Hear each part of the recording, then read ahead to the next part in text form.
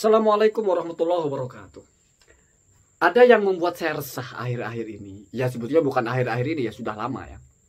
Tentang bersanad. Nah, bersanad itu apa sih maksudnya? Misalnya begini, ada orang alumni pesantren besar gitu. Taruhlah pesantren A atau pesantren B. Lalu dia mengajar, lalu mengklaim dirinya bersanad kepada kiainya. Sementara de factonya, kasusnya, dia mengaji kepada kiainya bukan kitab yang dia ajarkan. Misalnya dia ngaji kepada kiainya, taruhlah tafsir Jalalain. Lalu dia ngajar kitab tafsir Ibnu Katsir yang tidak pernah diajari. Atau bahkan tidak pernah dia mengaji di pesantrennya itu. Apa itu masih disebut bersanad? Itu pertanyaan. Kalau menurut saya enggak. Kenapa? Karena saya memahami sanad itu didikte. Sini tong. Saya bacakan, kamu pahami. Bismillahirrahmanirrahim. Per huruf dibaca oleh gurunya seperti yang didengar dari gurunya sebelumnya. Terus maknanya juga detail. Hatam diijazahkan. Saya ijazahkan kamu kitab ini. Kamu ngajar seperti yang saya ajarkan. Itu namanya bersanad.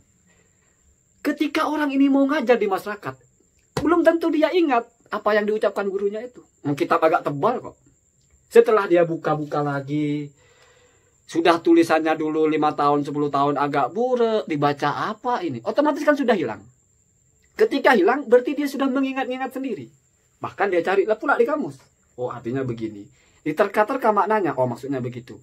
Kalau begitu masih layak nggak dia dianggap mengajari secara bersanad? Menurut saya nggak. Itu justru pelecehan. Pelecehan kepada gurunya. Kenapa? Jelas-jelas dia memahaminya itu atas nalarnya sendiri. Karena sudah lupa. Tapi masih menyatakan bahwa saya mengajar ini sesuai dengan sanadnya. Dari mana sanadnya? Bisa jadi. Misal ada dialog imajiner gitu ya. Seandainya dia itu gurunya sudah meninggal. Terus dia ngajar begitu. Gurunya dengar. Datang gurunya. Tong. Aku ngajarnya enggak begitu gitu. Kamu bersanad tapi kok menjelaskannya nggak seperti yang aku jelaskan. Nah, celakanya lagi. Terus kamu tanya sama gurunya, memangnya gimana guru penjelasannya? Gurunya menjelaskan, kalau menurut saya yang saya pelajari begini. Dilalah, ternyata gurunya juga lupa. Datang lagi guru yang sebelumnya, aku ngajar juga nggak begitu. Kan jadi rusak. Ini bercanda aja tapi menggelitik. Artinya orang yang selalu mencari tahqiq atau ingin diterima karena sosoknya bersanad. Saya punya sanad lah, saya itu. Saya kira zaman sekarang atau bukan zaman sekarang. Saya kira itu butuh kewaspadaan yang tinggi. Kalau Anda mengklaim bersanad, mengklaim ingin mengajarkan kitab seperti yang Anda terima dari guru Anda, maka harus persis Anda ingat per hurufnya, bahkan per kalimatnya. Kalau sama-sama lupa, artinya sudah buram, masih menerka, sudah tidak perlulah bawa-bawa saya. Khawatirnya salah. Anda salah memahami, kan efek buruk. Seperti yang imajiner tadi, nanti gurunya itu gelisah. Aduh, mana itu murid satu itu. Aku ngaku mengajar seperti yang aku ajarkan, tapi tidak sama. Itu ya. Terus yang terpenting menurut saya itu bukan bersanad atau tidak. Jauh lebih penting Anda benar memahami sebuah ibarat daripada Anda mempertegas bahwa bersanad. Tidak perlu sebut-sebut sanadnya kemana. Cukup Anda apa yang Anda jelaskan itu benar. Bagaimana mengukur benarnya? Ya diuji. Diuji dengan orang yang mengaku bersanad itu. Didiskusikan. Kalau sudah ittifaq selesai. Walaupun Anda memahaminya sendiri, kalau ternyata sesuai dengan yang bersanad, kan sudah sama. Sama-sama disebut bersanad. Setidaknya nilainya sama. Kenapa? Karena substansi dari mengemban ilmu ini adalah mengemban ma'ani al-alfat al-fusha wal ma'ani as-solihah. Lafat-lafatnya yang sesuai, maknanya yang pas. Lagi pula begini. Oke lah kitab-kitab kecil misalnya Sulam Safinah. Mungkin itu disanadkan mungkin. Tapi kalau Majmu' Syarhul Muhadzab, ada nggak orang yang punya sanad Majmu' Syarhul Muhadzab itu sampai ke Imam Nawawi? Saya berpikir Imam Nawawi mengarang itu di tengah belum selesai meninggal. Bisa jadi Imam Nawawi itu belum sempat mengajarkan kitab itu kepada murid-muridnya. Sehingga kalau ada orang yang mengklaim saya bersanad sampai Imam Nawawi, perlu dipertanyakan. Atau misalnya Al-Hawi lil Mawardi 23 jilid. Ada nggak orang yang khatam ngaji itu bersanad gitu? Didikte oleh gurunya satu persatu. Atau oke lah, atau entah sorokan dia baca di depan gurunya satu persatu. Dan gurunya juga bersanad. Artinya seperti itu juga metodenya. Menurut saya tidak ada. Di Indonesia itu tidak ada. Tapi faktanya banyak sekali orang-orang memakai kitab itu. Kutab sana, kutab sini, mengutip sana. Ngajinya mentok di Fathul Mu'in, tapi kutipannya tuh Fathul Muhtad dilibas, Mughnil Muhtad dilibas, padahal boro-boro bersanad. Punya kitabnya atau kenal kitabnya aja baru. Maksudnya tidak mungkin dia pernah ngaji kitab itu kepada siapapun. Artinya ketika bicara di kitab-kitab besar malah tidak ada orang bersanad. Semuanya memahami sendiri. Diterka-terka sendiri. Itu fakta. Kalau di pola pikir kita, kalau tidak ada sanad tertolak, otomatis kita hanya berhak, bukan kita ya, saya lah, bicara kitab-kitab kecil saja. Kenapa? Karena hanya itu yang punya otoritas. Sementara kalau sudah merangkak ke Hasyiah Sarwani misalnya, oke, kalau Bajuri masih bisa, Iqna masih. Tapi kalau sudah Hasyiah Iqna'nya, apalagi tafsir At-Tabari, nggak bisa kita bicara tafsir At-Tabari. Kenapa? Karena nggak punya sanad. Karena ada nggak yang mengaji kitab tafsir At-Tabari? Atau tafsirnya Ar-Razi itu, 27 jilid. Ada nggak yang mengaji? Atau Syiarul Alamin Nubala itu yang puluhan jilid.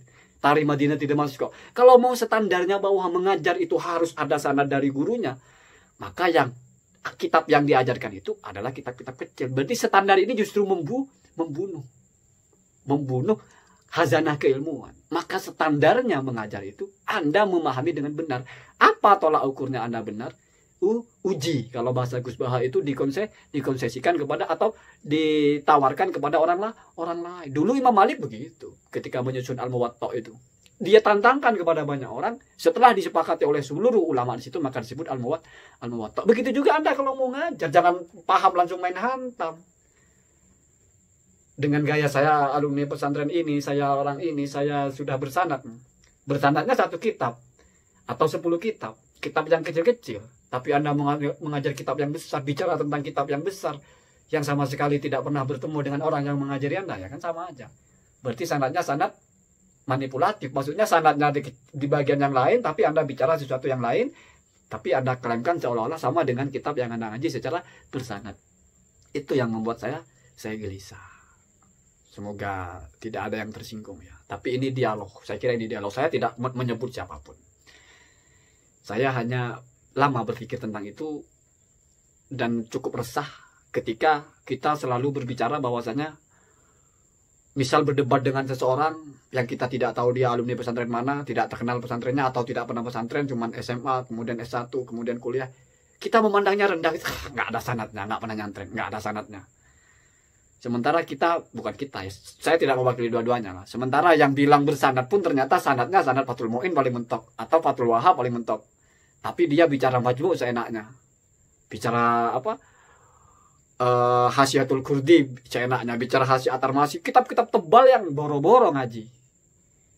Tahu kitabnya aja belum lama. Sementara sudah memang tidak ada. Kamu cari di sebelah manapun nggak ada orang membuka pengajian Al-Hawi Al-Kabir itu nggak ada. Membuka pengajian tafsirnya Imam siapa? Ar-Razi itu tidak mungkin ada. Di mana? Kayak mau yang hataman perasaan juga nggak ada. Paling bentuk ya. Anda boleh cari itu ya.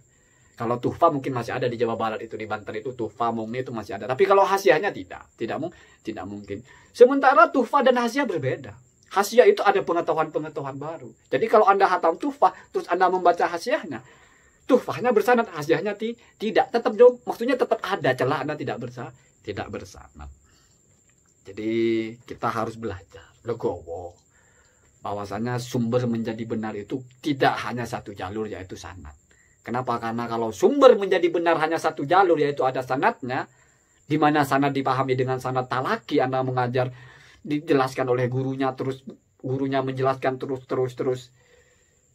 maka berarti kitab-kitab besar itu yang memang tidak pernah diajarkan tapi dipelajari sendiri itu tidak pernah bisa dipahami dengan benar. Kenapa? Karena tidak ada sanadnya. Anda bersanad sampai ke Imam Nawawi dalam kitab Rawdatul Thalibin atau dalam kitab Minhajul Thalibin, belum tentu berarti otomatis bersanad dalam kitab Syarhul Muhadzab. Bersanad dalam kitab Al-Muhadzab belum tentu bersanad dalam kitab Syarhul Muhadzab.